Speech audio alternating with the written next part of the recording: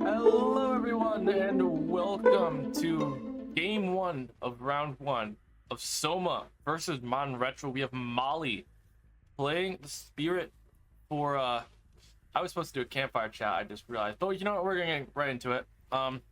This I can just talk well because this is another one of those matches that didn't end as you would expect. So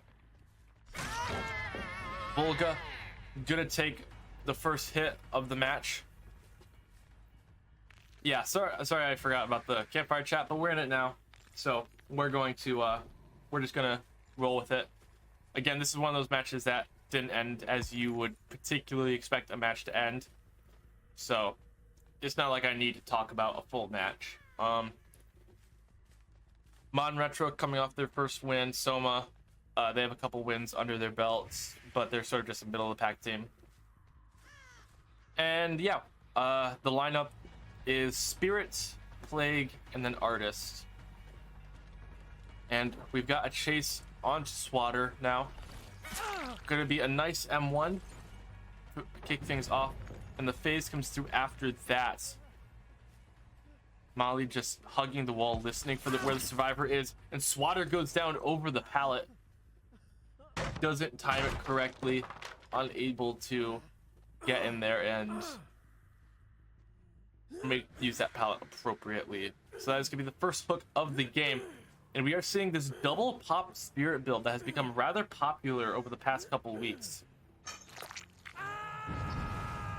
And there's one pop, and Molly is going to phase over there to give it pop number 2. Doesn't see the survivor that was over there. And it's just going to be looking around, trying to find another survivor. Let me update the title here, because I forgot to do that.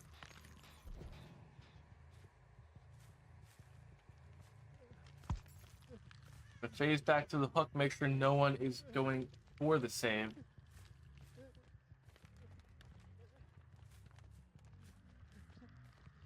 Right now, the survivors should just be working on generators, trying to make the best out of the time that Molly has spent camping so far.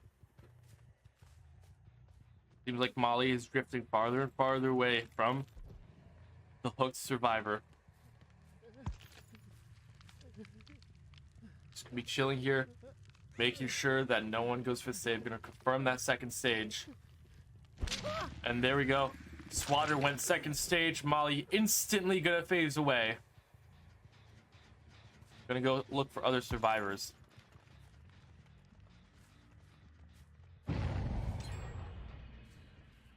We do have a generator getting done. The unhook comes through, followed directly by a For the People. That's fair play. Maybe they could have tried going for the actual heal first instead of just going for the People. But I understand why you'd want to just For the People and not even risk it. Another generator gets done. Terrifier goes down.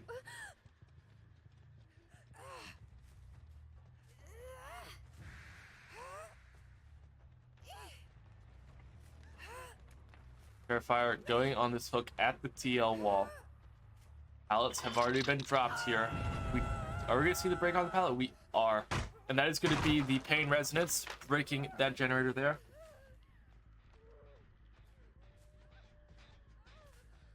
Volga gets fully healed, and they could very feasibly go for a 2-man save here.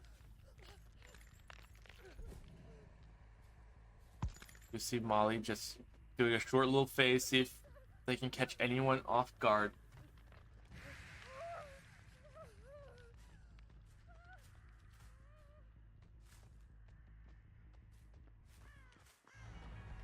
We have a chase with another survivor, gonna phase and just head straight back to the hook. Don't want to risk an unhook coming through, so you just phase right back to the hook. Terrifier very close to going second. Molly leaves, fakes leaving, goes right back to the hook. I believe I just saw Crow off in the distance.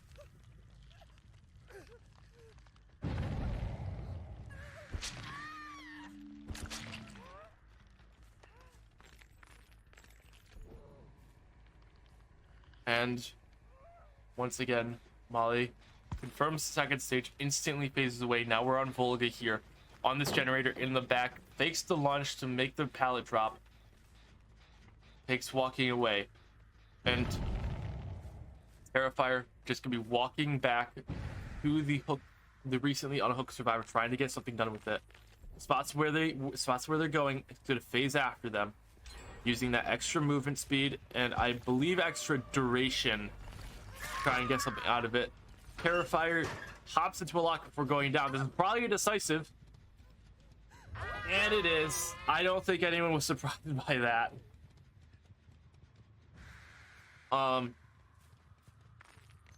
So now Molly has to get another good phase onto Terrifier, but there's nothing here that should just be free. Terrifier in the corner of the map. There's no pallets over here to work with, so you just ran into the corner and died. As you should. Now the rest of the team should be working on generators, trying to get some progress done on the objective. Now you have a survivor out of the game though, so things become a little more risky, especially considering when you have a nice little 3-gen here. Never mind, I spoke too soon. That generator that made up the 3-gen just got done. Milston takes the hit,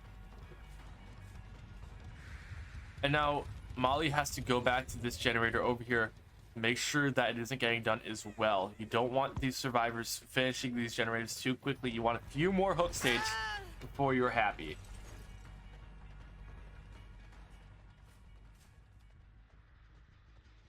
We're gonna come over right here. Does Molly get the pop in time? No, they do not. Not gonna get that extra regression.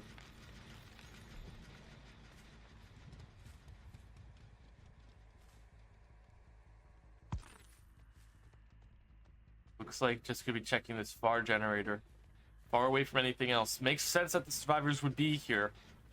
The question is, where are they though? They started working on it. Where are the survivors? Can't spend too much time over here though, because that generator on the other side of the map has a lot of progress, and we know there's a healthy survivor who's ready to work on it. The question is, do you find them in time? No, they didn't come back to stop the regression. Milston gets reset. And it looks like Molly's just gonna play the waiting game, wait for a survivor to show themselves on these generators before going in for the attack. We do still have that no-ed in the back pocket for Molly to use. I doubt they've been cleansing totems, so that no-ed could get a lot of value in this game. Ooh, a very nice stun from Volga. Plus 10 wood to the face, as Q would say. A very nice stun.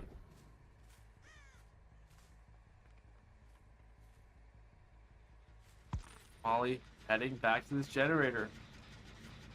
These that has been worked on.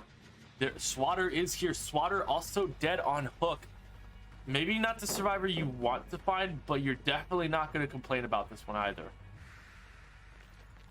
Phase walk coming in for Molly. Trying to find the survivor. Mispredicts where the survivor is, and Swatter is able to get some distance off. The other generator on the far side of the map should have some progress on it as well.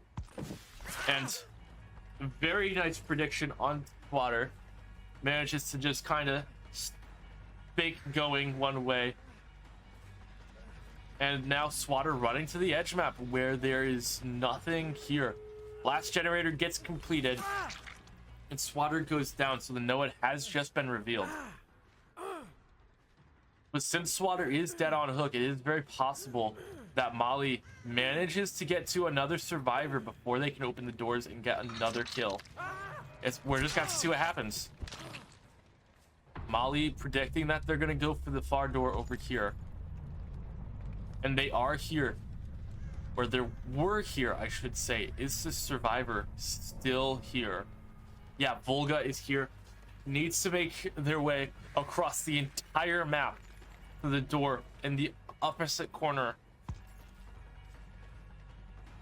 Volga doing a good job confusing Molly as to where they are.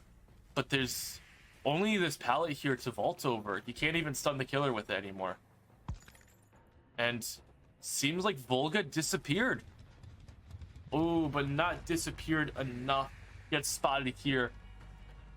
And this should be a really easy down. They don't quite have the door open yet, so this isn't going to be a hatch play. Milston opens the door. Too late, unfortunately. Milston needed to have that door open and out way sooner. Might have been a little bit of miscommunication. Might have been Milston wasn't in position. Something happened there. But Volga with a very nice 9-stage 3 kills. You can't argue with that sort of result. That is going to be 13 points for SOMA and 21 points for Mon Retro, and I just calculated off the top of my head. Is that correct? Yes, it is. All right.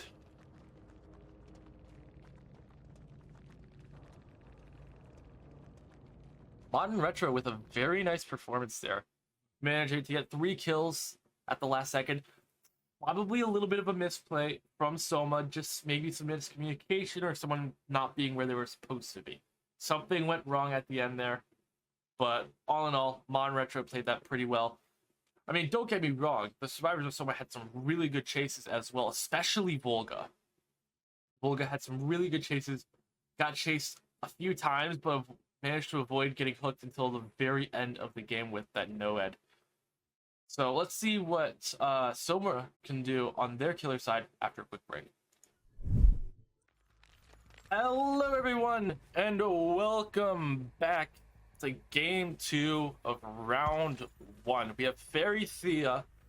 I'm not sure if it's Fairy Thea or Fairy Thea. So we'll just say Fairy. We got Fairy playing the Spirit for SOMA, their resident Spirit main, against the survivors of Modern Retro, Rocket, Jukebox, Keeper Lee, and Villain. Right now, in a very quick first chase, looks like we did have a standstill mind game there, which means they might pull that out a few more times. And we've got the survivors splitting off all into different directions. Keeper Lee now being chased. Did I misread a name? I don't know. It's been a long day. My mind is kind of tuned out a little bit at this point. We got Keeper Lee being chased in the corrupt intervention. Just try to waste as much of Fairy's time as possible. We have another filler here. Manages to drop it and get a little bit more distance. Not a whole lot though. Fairy is right here. And Keeper Lee takes a very quick first hit. And we should see a phase coming through very shortly. There it is. And Keeper Lee goes for the play where you just sit in shack. Generator gets finished, and 2 generators get finished, and no hooks have been gotten by Fairy Thea. Gets a little bit confused as to where the survivor was. I think they were so precise with where the survivor was that they were inside the survivor. Because that does happen, and that is going to be a nice hit onto Villain. Another hit and Villain goes down. I don't know if this pallet is still here. It looks like we have a body block coming in. Keeper Lee doing a great job with these body blocks, but Fairy Thea gets the phase up, and Keeper Lee with some incredible body blocks manages to prevent the Villain from going into the dying state. But now Keeper Lee has to play safe because Spirit is right here and Keeper Lee goes down. The basement's right here, but there's also that double pop build we've been talking about this whole time with that. Oh yeah, Scourge Hook, Pop Pain Resonance, and this time Hex Ruin.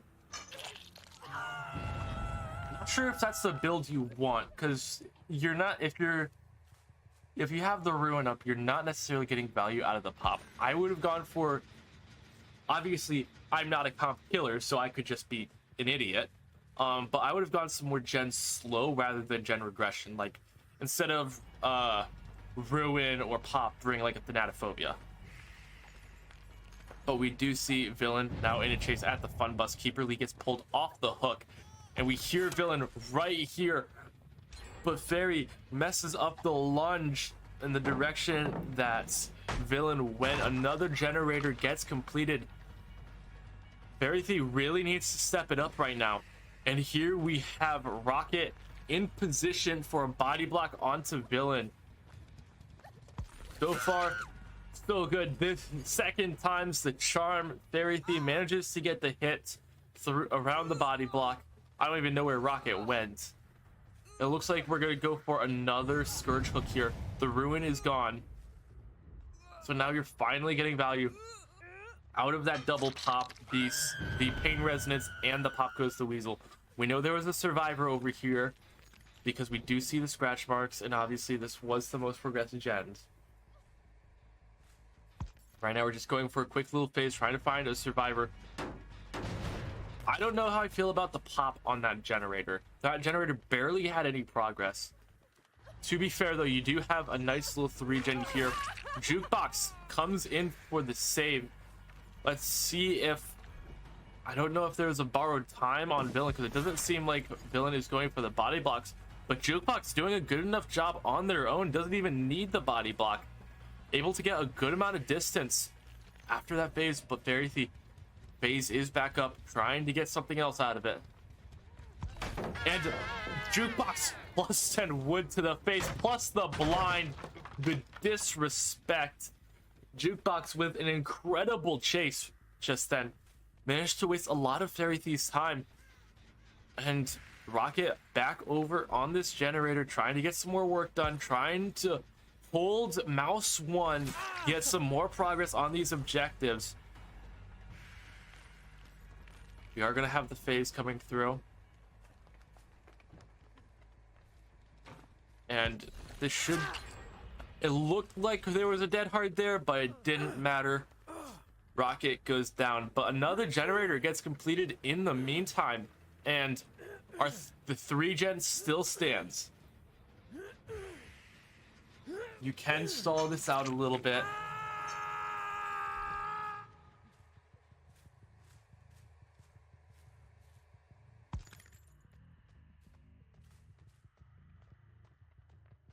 Yeah, you still have the 3-gen. You can still stall this out a bit. You have a hook in your 3-gen. Shouldn't be that difficult to camp.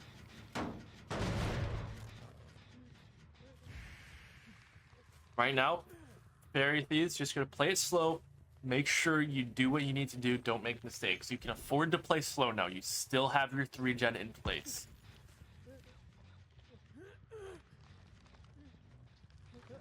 If you're Mon Retro right now, the question really is, what are you doing in this moment?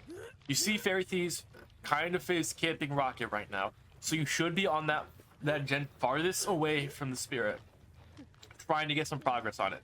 We do have Jukebox here, and I imagine we'll have another survivor here as well for a 2-man save. Yep, here comes Villain going for the 2-man save. The question is, they don't manage to get in time for the second stage. Fairy Thief doesn't care anymore. You got the second stage. Now you can tunnel the survivor out of the game. All of the survivors have just scattered, and Fairy Thief just got a lot of pressure. And this should, yeah, Rocket gets tunneled out of the game, or should be tunneled out of the game if there is no decisive. I don't think we've seen the decisive yet. Is it on Rocket? It is not. So Fairy Thief is just gonna go for the hook on the hill. But this is across the map from that farthest gen. And that is the gen that does manage to get completed. Keeperly was busy that whole time. Was able to get some work done. We're only 4 stages into this game. The survivors... Sorry, 5 stages. The survivors, realistically, only need to get 4 stages out the door. And there's 1 door open.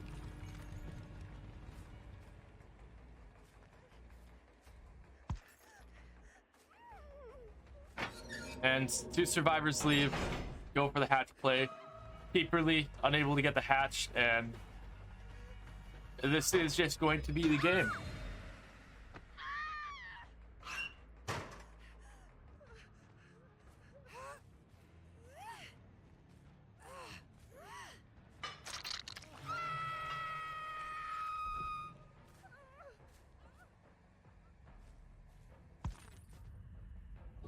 Alright, give me a moment to get the final score, because I just need to double check something.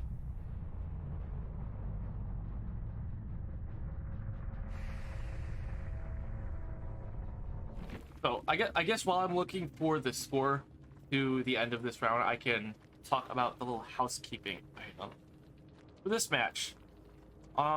This is the end of SOMA versus Mon Retro. I'm not going to play the other two trials that we have because they were kind of scuffed.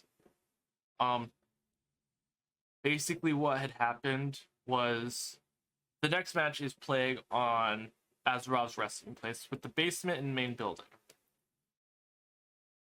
Bulga, who is the killer for SOMA, playing the Plague, they managed to get a hook in the basement, and as the survivor comes in to save, there was a body block that was not allowed. Basically, we timed it a bunch of times, and every single time it was over 10 seconds.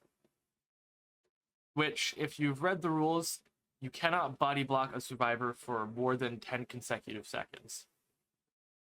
And so we had to restart the match. However, after discussing it with SOMA, because they wanted to talk about it, they decided to forfeit the match. That's all I'm going to say, because I don't want to accidentally say something I shouldn't. Where is the score for the left? Sorry, I'm trying to find the score. Gotcha. Okay. So the final score at the end of that round was 0, or I was reading the wrong one. 30 points for SOMA, 36 points for Mon Retro. Mon Retro won round 1. And since SOMA forfeited, that is going to be it. Mon Retro win.